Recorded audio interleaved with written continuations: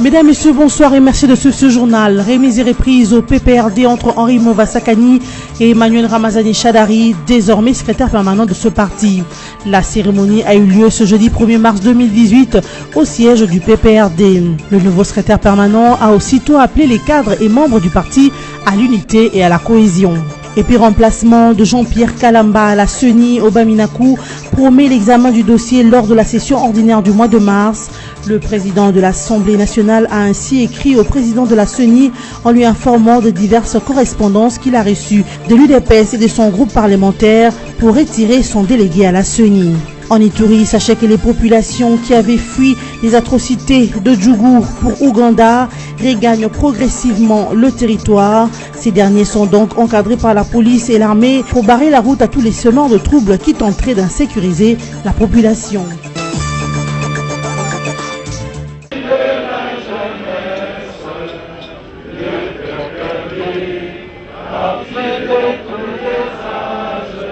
Après avoir rendu le bâton de couronnement de la vice-primature de l'Intérieur à Henri Movasakani il y a quelques jours, Emmanuel Ramazani Chadari a pris la charge du Parti du Peuple pour la Reconstruction et le Développement comme secrétaire permanent du parti ce jeudi 1er mars 2018. Au cours de cette remise et reprise entre Mova et Chadari, au secrétariat général du PPRD, Évariste Beauchab, représentant de l'initiateur du parti, a présenté à toute la base du PPRD Emmanuel Ramazani Chadari, tout premier secrétaire permanent du parti cher à Joseph Kabila Kabange. Et ce, avant de lui remettre au nom de l'initiateur l'étendard du parti, symbole du pouvoir à défendre jusqu'au sacrifice suprême, a souligné Évariste Beauchab.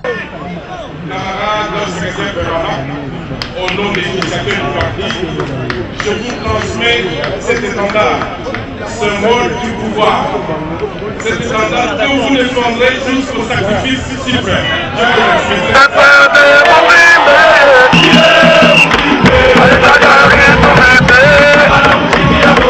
Après avoir rendu hommage au président Joseph Kabila pour sa nomination, le nouveau secrétaire permanent a donné le canevas de sa mission. Il a premièrement appelé à l'unité et à la cohésion des cadres et militants du PPRD. Il a aussi invité cadres et militants du parti à bannir la peur et à réclamer la tenue des élections par les moyens légaux et démocratiques, à être ponctuel et présent à toutes les célébrations de l'Église catholique, d'implorer Dieu en vue de la tenue pacifique des scrutins du 23 décembre 2018 prochain.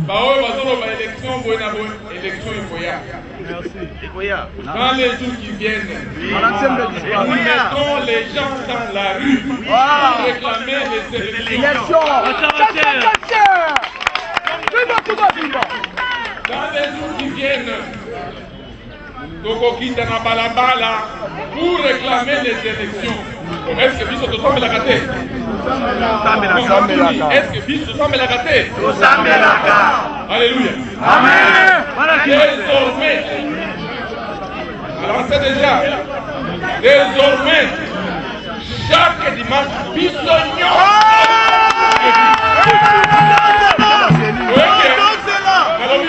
Désormais, nous avons besoin d'église Nabiso et Zouamouanini. Ramazani Chadari a rappelé que l'église catholique est une et universelle, un patrimoine hérité des apôtres et elle n'est pas un bien privé de l'opposition ou quelques personnalités ecclésiastiques. Il a aussi annoncé la mise sur pied du comité exécutif national en tenant compte de la représentativité de 26 provinces de la République démocratique du Congo.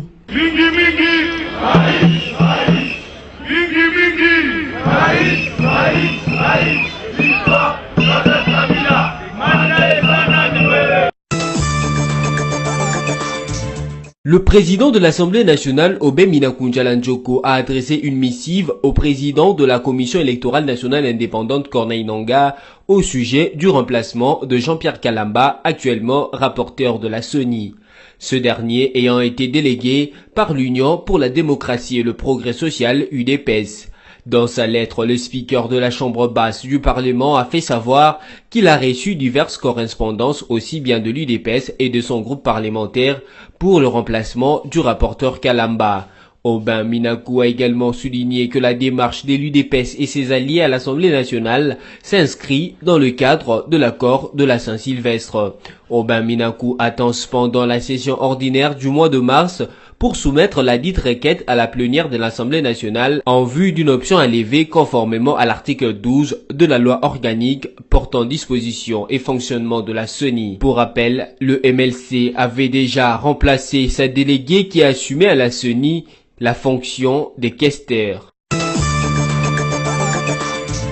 Le commissariat général de la police nationale congolaise a dressé le jeudi 1er mars 2018 un bilan définitif de la marche du CLC de ce 25 février 2018. Elle a aussi livré les faits sur les circonstances de l'assassinat de Rossi Mukendi, activiste du collectif 2016 lors de la dite marche. Pour le porte-parole de la PNC, le colonel Pierrot Mwanamputu, qui a fait cette mise au point, la responsabilité de Karine Loseke était écartée dans l'assassinat de Rossi. Le colonel précise que la victime a été touchée par une balle en caoutchouc tirée à moins de 20 mètres par un policier qui défendait son supérieur, pris en étau par un groupe de jeunes manifestants. Et à lui d'ajouter que cet officier de la police est en détention. Cependant, le représentant du commissariat général rejette la responsabilité de la mort de Rossi sur le reste de manifestants qui pouvaient sauver ces derniers en le conduisant à temps à l'hôpital Saint-Joseph. Et cela tout en déplorant la mort de ces deux victimes au cours de cette marche qui avait pourtant été interdite par le pouvoir. S'agissant du bilan, le colonel Pierrot Mwanamputu parle de 8 blessés à Kinshasa, dont 5 civils et 3 policiers, 13 blessés en Mbandaka, dont 4 policiers et une personne tuée. Du reste, une enquête a été ouverte par la MONUSCO pour éclairer l'opinion sur la mort du militant pro-démocratie Rossi Mukendi et sur les allégations de violation de droits de l'homme. Après la rumeur démentie en janvier dernier sur l'état de santé du premier citoyen de Kinshasa, André Kimbutayango, une autre vague de bruit confus d'un certain nombre de voix s'empare de réseaux sociaux rapportant que le gouverneur de la ville de Kinshasa serait évacué en urgence en Inde. D'après cette rumeur, l'état de santé d'Eya André, ainsi appelé affectueusement, se serait dégradé suite à un cas d'empoisonnement. D'autres vont même jusqu'à poster un communiqué nécrologique informant sur le décès de ce dernier, lequel décès serait survenu dans un hôpital de New Delhi en Inde. Toutes ces publications sur la toile suscitent donc plusieurs interrogations. Entre autres, le gouverneur a-t-il réellement été empoisonné? D'aucuns souhaiteraient-ils la mort du premier citoyen de Kinshasa? Est-il juste de divulguer les informations de cette envergure, même si l'on n'est pas satisfait du travail de ce dernier? Toutes ces questions trouveront certes de réponses dans les heures qui viennent. Les populations ayant fui les atrocités dans les territoires de Djongo Ituri pour se réfugier en Ouganda commencent progressivement à regagner la mère patrie. Après un long moment de vives tensions entre les communautés Ema et Lundu, la situation est actuellement sous contrôle par les forces de sécurité congolaises. Ainsi, pour veiller à ce que le retour au bercail de ces déplacés ne puisse susciter un nouveau malentendu interethnique, la population et l'armée congolaise ont résolu de déployer un bon nombre des agents de sécurité pour escorter les populations. Cette situation a permis aux autorités provinciales de circonscrire la zone touchée par les atrocités entre les deux communautés. Les mesures de sécurité prises en place permettent à la population d'évaguer librement à leurs occupations. Les cas d'incendie et violence sont présentement atténués.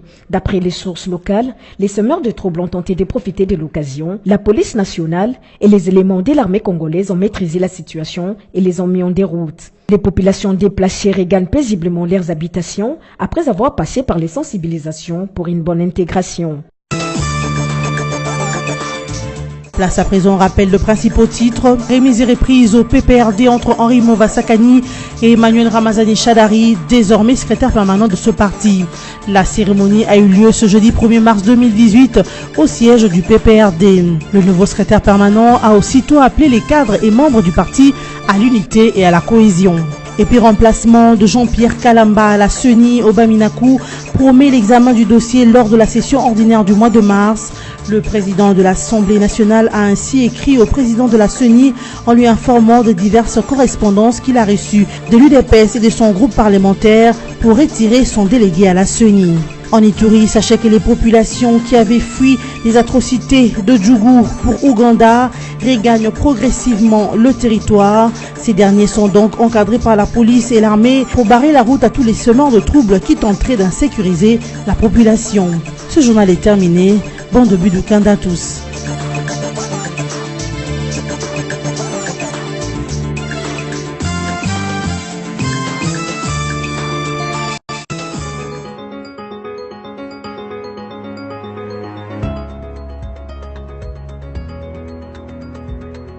Bon début de week-end à tous, mesdames, messieurs. Bienvenue à la lecture de journaux parus en ligne ce 2 mars 2018. Sélectionné résumé pour vous sur BSC TV. Ouvrons cette lecture de journaux avec Forum de Zas qui titre à sa manchette « Sondage du GEC sur l'élection présidentielle en RDC, Muzito dans le trio de tête ». Il est de sondages à prendre très au sérieux les enquêtes d'opinion qu'effectuent les experts du groupe d'études sur le Congo GEC de l'Université de New York sont de celles-là.